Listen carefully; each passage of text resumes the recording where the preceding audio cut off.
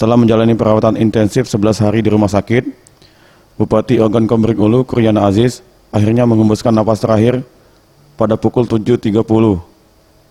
Kuryana Aziz dikabarkan terpapar COVID-19 sebelum dilantik menjadi Bupati Oku. Jenazah Bupati yang sudah memimpin Oku selama 10 tahun tersebut dimakamkan di tanah kelahirannya Desa Tanjung Kemala, Kecamatan Batu Raja Timur. Pemakaman Kuryana sendiri menerapkan standar protokol COVID-19.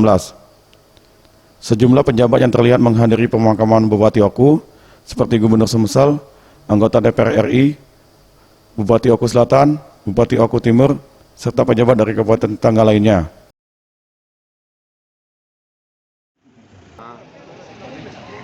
Sebagai pribadi dan sebagai gubernur, nama pemerintah yang sudah pastikan pelepasan jenazah beliau menggunakan dari pendokuman rumah kabupaten bupati saya minta untuk seluruh masyarakat untuk dapat mendoakan masyarakat Oku agar beliau dapat menghadap. Gubernur Sumsel juga minta kepada masyarakat Oku agar mendoakan Bupati Oku. Selain itu, Gubernur akan segera menggelar rapat terbatas untuk menunjuk pelaksana Bupati Oku agar roda pemerintahan Oku tidak terhenti. Bagus Mihargo, Sriwijaya TV.